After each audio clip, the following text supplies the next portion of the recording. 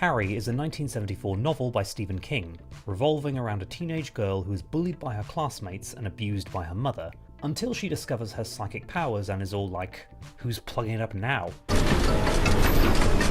Carrie! The book put Mr. King on the map as an author, and it was adapted to great acclaim in 1976 by Brian De Palma. Our Father who art in heaven, hallowed be thy name. Several knockoffs, a Broadway musical, and a better-than-you'd-expect sequel followed before a TV remake came along in 2002. This one helmed by Brian Fuller, sticking a lot closer to the original book, and was a test pilot for a series that never got picked up. I want to talk about Carrie White. What do you want to know? 10 years after that, another remake came along from Boys Don't Cry director Kimberly Peirce in an attempt to modernise the story, while also being more faithful to the book. Unfortunately, the studio had other ideas. Each adaptation has a lot going for it in my view, so in this series I'll be looking at how each of the major characters are portrayed in 1976, 2002, and 2013.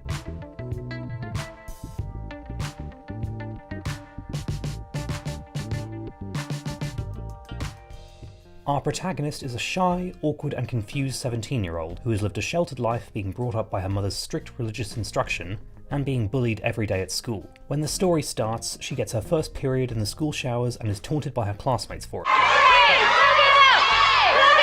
The experience awakens psychic powers she'd previously demonstrated at the age of 3, and she spends most of the story perfecting these powers. Things are gonna change around here. She ends up invited to the prom for reasons we'll get to later, and actually gets voted prom queen. But her nemesis pulls a prank where she's drenched in pig's blood in front of everyone, which causes her to snap and punish the entire school and town by unleashing her powers. Why didn't you tell me, Mama? The role was originated by Sissy Spacek in the Brian De Palma film, and to many she's considered the definitive Carrie. I didn't sin, Mama. No, Say it! I didn't sin, Mama! It's important to note that here that her Carrie changes a lot from book to film. Firstly, in terms of the superficial stuff. Don't you think you're just going to look a little ridiculous when you walk in the prom with Carrie White? Carrie White of the book is a chubby girl covered in acne and said to be unattractive by multiple characters. Sissy Spacek is of course a beautiful Hollywood actress who was homecoming queen in her own high school days. They do appear to be addressing this in this scene here. Now that's a pretty girl. Look at her eyes. Carrie is also not just made more physically attractive, but emotionally as well. It's beautiful. The book gives us access to her inner thoughts, which are full of anger, hate and bitterness about her situation. It's Carrie. She's a mentally unstable girl dealing with a lifetime of abuse, and as a result she alternates between hating the world and longing to be accepted by it. As a result, you're not that surprised when she actually snaps and goes on her massacre. I mean, all the kids think I'm funny. I don't want to be. I want to be normal. I want to start to try and be a whole person before it's too late for me to... In the film, however, there's less of that, and more emphasis on her innocence and naivety. Look, did one of the girls do something to you? No. In some scenes, she's almost childlike. No! This Carrie is a good girl deep down, and that's most obvious in the scene of her mother's death. Movie Carrie goes home wanting to be comforted by her mother, book Carrie goes home to kill her, and when the prank happens, book Carrie runs out of the gym and takes a few minutes to process everything, before then deciding to punish everyone. Film Carrie snaps immediately and does everything from the stage. This film also changes the context surrounding everyone's reaction to the prank. In the book, most of them do laugh, although it's more out of shock than maliciousness. In the film, only the bullies laugh, but Carrie imagines everyone laughing, making it seem like the massacre is caused by her own warped perception of reality. Trust me. Trust me, Carrie. You can trust me. The premeditated murders of Billy, Chris, and Margaret all become acts of self-defense, and her destruction of the town is cut entirely. Carrie's death in the book comes from a brain hemorrhage as a result of going mad with her powers. In the movie, it looks like she intentionally brings the house down on herself. A sort of self-inflicted punishment for her crimes. This treatment of Carrie really set the tone for how future adaptations and retellings treat her as a character. What Tommy gave me, Mama? Aren't they beautiful? Book Carrie is a villain protagonist who is inevitably going to snap one day. Movie Carrie is a tragic heroine who is pushed too far. I'm going. You can't stop me. Sissy Spacek got a well-deserved Oscar nomination, a rarity for horror films, and it might be lost on modern audiences just what an impact her performance had at the time. I'll get 'em, please! In terms of representation of women in film, you had a female protagonist receiving extraordinary powers that she uses to punish her tormentors, and take control of her own life in a way that was unbelievably cathartic. This was before the Dark Phoenix saga, before Buffy the Vampire Slayer, before Aliens, before Daenerys Targaryen, hell, even before Matilda too.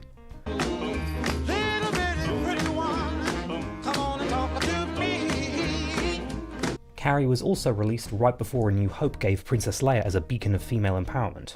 She was not only a proactive character, but the most powerful person in her story, and she cathartically punished those who did her wrong.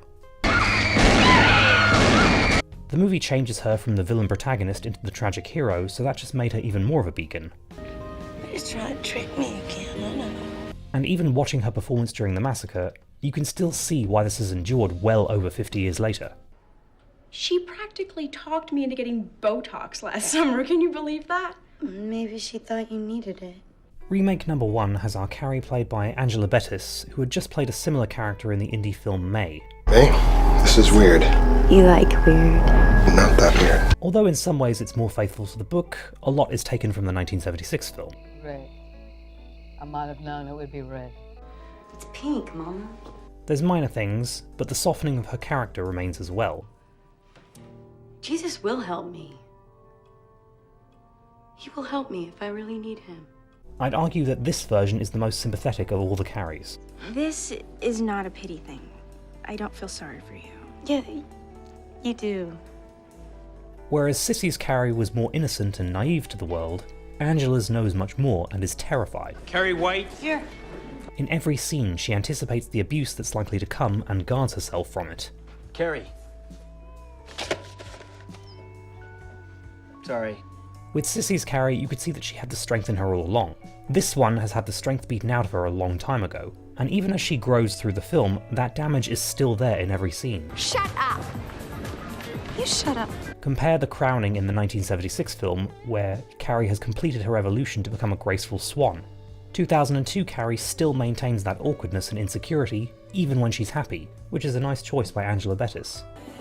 I know that you don't like me like that. Her appearance is also the least attractive of the three. I mean in terms of costume and makeup. Angela Bettis is a pretty Hollywood actress, which you can see in the prom scene. But they really pay attention to making her seem like an outcast, instead of just throwing glasses and baggy clothes on her. Freddie bets this dude that he can turn some she-geek into the prom queen.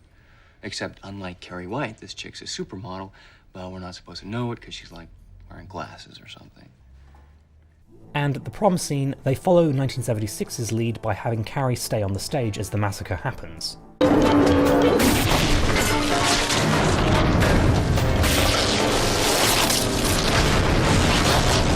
This one, however, takes it in a different direction.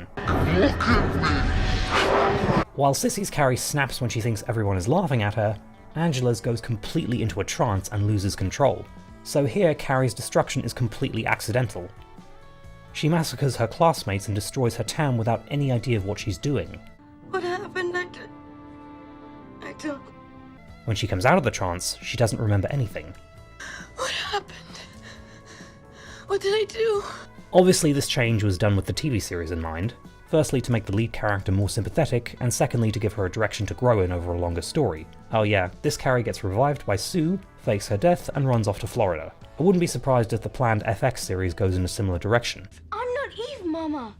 I didn't sin. You showered with those other girls. 2013 now has the role played by Chloe Grace Moretz, who is the youngest actress to play Carrie, and also the prettiest. I look okay? Yeah, people made a big deal about this when she was cast, because the role was obviously originated by a hunchbacked old crone. This version doesn't try to pretend that Carrie is unattractive, and Chloe Grace Moretz focuses more on the girl's awkwardness and shyness. This unfrequented place to find some ease. And for someone who made a name for herself playing brash, outspoken girls, it's impressive to see her nailing the withdrawn aspects. Why are you doing this? Because I want to. But while Angela Bettis was withdrawn and guarded, and Sissy Spacek was withdrawn and naive, Chloe Grace Moretz is withdrawn and hopeful. The Lord is good. His unfailing love endures forever, and his faithfulness continues. Her Carrie is the most optimistic of the three.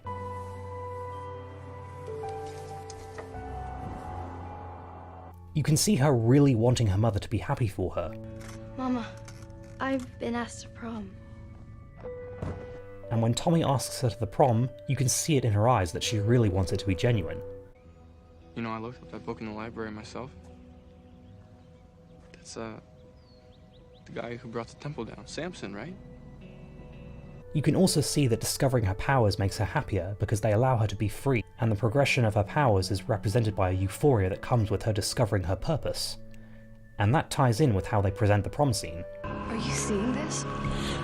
Sissy's Carrie snaps when she believes everyone is laughing at her, Angela's Carrie retreats into herself out of shock, and Chloe's Carrie? It is not the humiliation that pushes her over the edge, but the loss of the boy who showed her kindness and gave her hope. And while the other two Carries were implied to lose control, this one knows exactly what she's doing.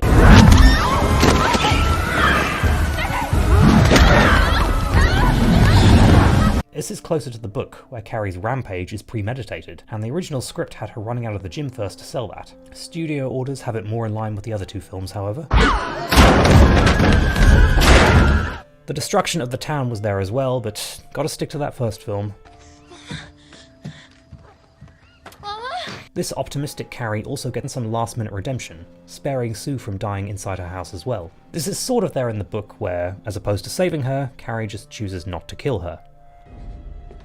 Why couldn't you leave me alone?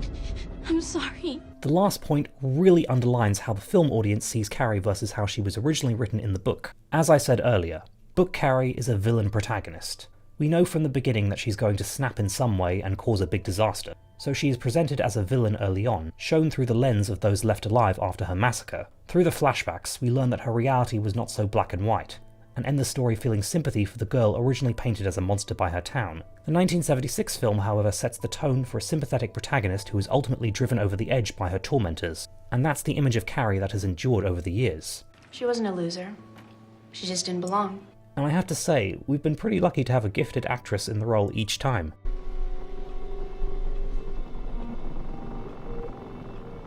Things are gonna change around here, Mama. That boy. He's like all the rest, Carrie. I don't care. You asked me to go and I'm going, and you can't stop me.